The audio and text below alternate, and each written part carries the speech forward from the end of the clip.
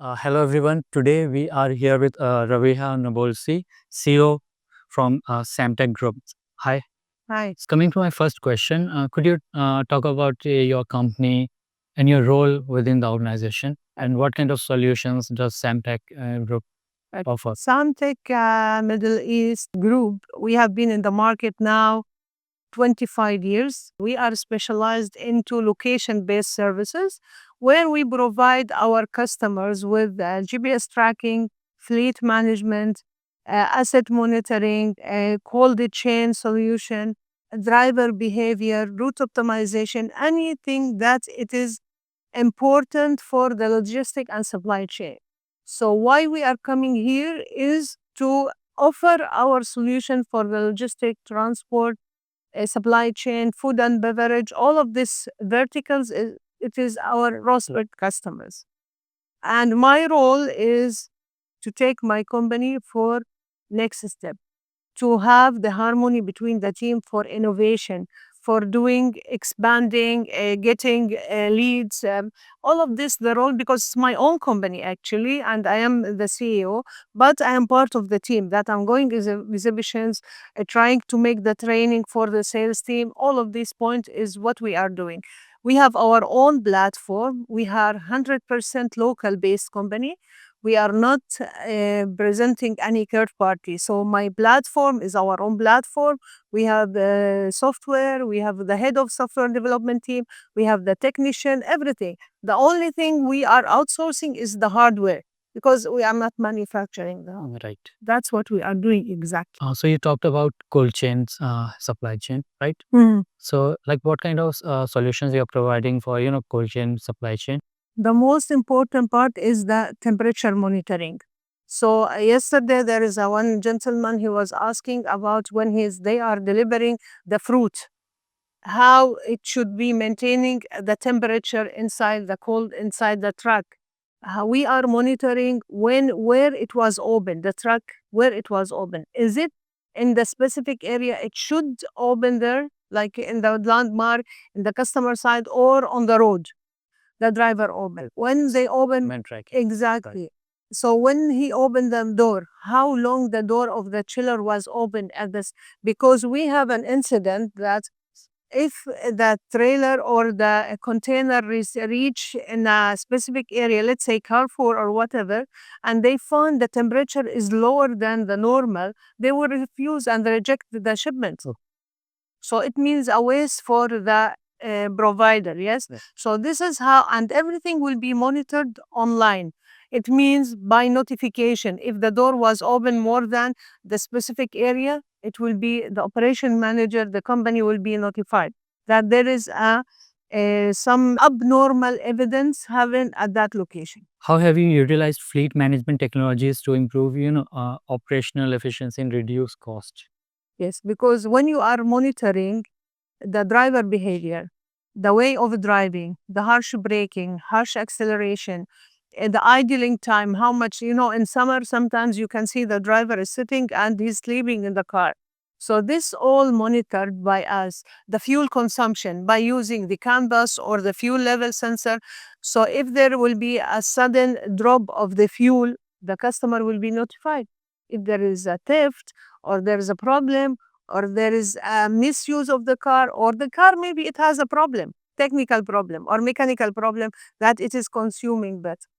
There, by using this and analyzing the data for our customer, he will be more than happy to understand what's going on with his fleet while he's sitting in his office. We are providing our customer with a dashboard that it will be notifying him for any unexpected evidence every 30 seconds. So the pop-up will come, crossing geofence, crossing area, because sometimes customers, a specific area is allowed only for specific vehicles. So if you are not allowed to go to Abu Dhabi and you try to go to Abu Dhabi, he will be notified, or the operation manager will be notified. That violation is happening here. Why you are going to Abu Dhabi as long as you don't have business to Abu Dhabi? You got my point? So we give the customer a full comprehensive information about his fleet while he is in okay. Yeah, from like a point A to point. Exactly. Right. Everything. Idling, fuel consumption, driver behavior. Now we have an innovation that we put a dash AI camera on the dashboard. It will be monitoring the driver if he's talking on the phone, if he's not fastening his seatbelt, if he is disturbed, if he is sleeping, or even feeling asleep, or tired, or fatigue. Everything will be recorded for the management. that So management. if any, let's say, ticket come or a fine, they will know that yes, the driver was not fastened his seatbelt. With also we provide the driver identification. So especially when the vehicles is used by different driver, you will be knowing, the company will know who made the fine today, this driver, because he identify himself by using RFID. So they cannot say I was not driving, and then the HR until he find who was driving the car, it will be a hassle. But by using our solution, everything will be tracked. Apart from these KPIs, what other KPIs do you monitor to access fleet and logistic performance? And how do you leverage these data for continuous improvement? Delivery on time. Right. Okay. A route optimization, that the driver, he will not be using or delivering the shipment using his way of route. Okay, there is a set route. No, we have our own criteria from the system, route planning and route optimization, and we dispatch to the driver that you have to follow this route. He cannot skip and do Okay. without the approval of the operation manager, because the system will calculate the estimated time of departure, the estimated time of arrival. So this is by the system getting from satellite, from the maps. Is it based on like a route congestion traffic as well? Because we are getting the He cannot reroute himself. no, until I give him the approval to reroute himself, or the operation manager to reroute himself. Because me as a customer, I will be waiting. I will be getting the estimated time for him to arrive. So I have to prepare my team, my warehouse, everything. So he cannot. The improvement, what we are is like we are attending such seminars.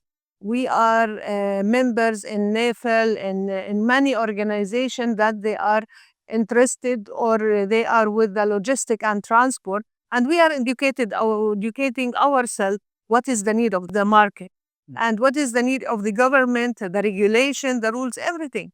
So we are put ourselves up to date with everything needed in the market. Can you describe a situation where you optimized logistic operations to enhance delivery reliability and customer satisfaction? But I cannot release names now, because many customers. But as I said, it's showcases for, let's say, delivery of bikes.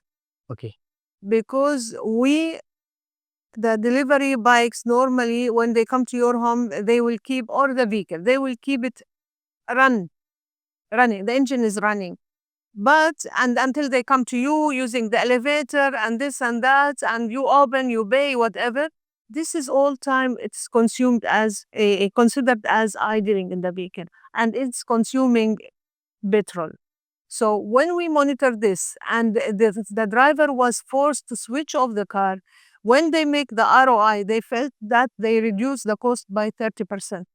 When they have a fleet, the 30% is a big amount. Right. You got my point? So this is how we are doing our ROI and understanding for the customer's need. So, what strategies do you employ to ensure compliance with transportation and safety regulation across a diverse fleet?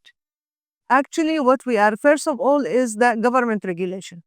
And we cannot use something which is not approved by the government. Any device we bring, we want to use any technology specific in hardware, we have to get the approval from the government. Okay. Plus, we are using something that it is not touchable by the driver. Not so the driver, he cannot manipulate with this device. And we don't use, let's say, sometimes the customer, he needs for POC to have a portable device. If we want to use a portable device, we will make it aside or far away from the driver, so he will not be able to remove it. And many other things that we are using is what is applicable in the market. Sometimes there is technology that it will be very expensive. We try to manipulate with this and do something that it is similar, but to be applicable for the market. Sometimes the logistic and transport, it is too much expensive solutions to be added. But not all the companies can afford it. Right. That's what we are doing. So, how do you approach integration new technologies like AI-driven driver monitoring or predictive maintenance system into existing fleet operations? Now we are always, I have an R&D team in hardware and software. Let's say now we are building our new application depending on AI and IoT. So it will be easy, it will be more scalable, it will be lighter, and even the look and feel will be different. So for the predictive analytic, also our solution will give the customer notification when to do what. So let's say if your car is needing maintenance by kilometer or by timing, because sometimes there is vehicles, whether you use it or not use it, you have to take it to maintenance because it's by. So we have a full comprehensive fleet management where we are giving the customer a notification, even for the driver, the driving license, his visa, if there is a permission, special permission for some areas, everything it is within our platform because we know the need of the market and we have this experience 20-25 years.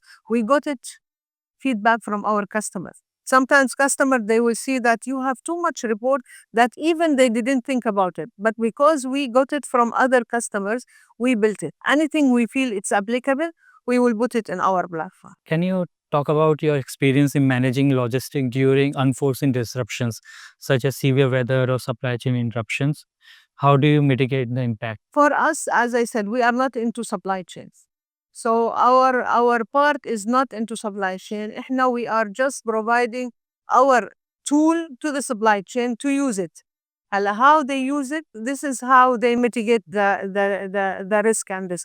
For me, I'm not into logistics. We don't have anything to do with the logistics. We are providing the service for the logistics. I'm giving you tool to use it. How you will use it, we are train you, we are educate you, and that's it. So, like, what are your future plans for next 5 to 6 years, and your market presence? How do you foresee the future of smart tech?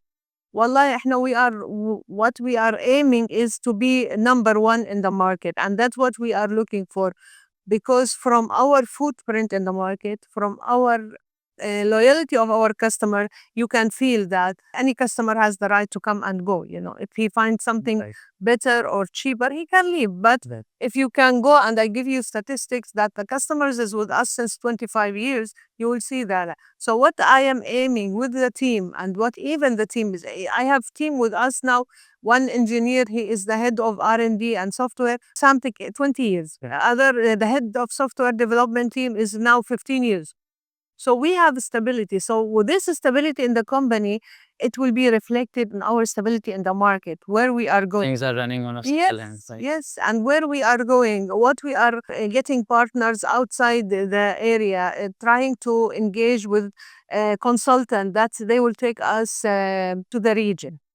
So there where we have partnering with the government, doing project for the government, there where we are knowing, and we don't know the future, what will be the regulation, how it will be. Right. But we are, as a local company, we are 100% alhamdulillah stable, and we know where we are going.